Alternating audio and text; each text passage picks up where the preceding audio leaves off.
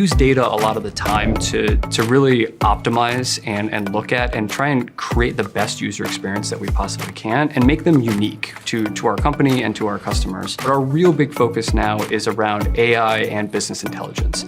And how do we start to accelerate the hundreds of analysts and data scientists that we have across the company to be able to use the data in ways that they maybe hadn't before. And our real kind of ultimate goal is going to be getting away from sort of the static and consistent reporting that we have and moving to much more, I would say a context-aware reporting and decision-making.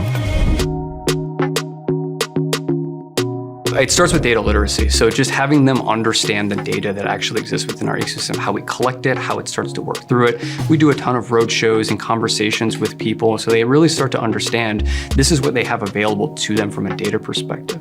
And then we start to marry that with tools.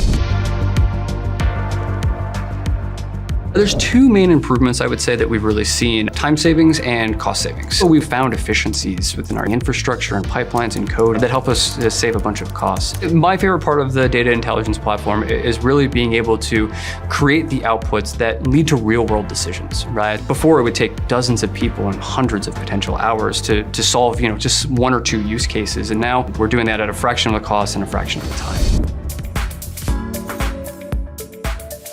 AI is absolutely going to reshape the future of workforce development. But realistically, it's really going to be about a lot of people that did not have that data literacy or that understanding of the technology before are really going to have to start moving into that space. It's going to be very important for all of them to really understand what tools are available to them and how they're going to be executing AI within inside of their workforce.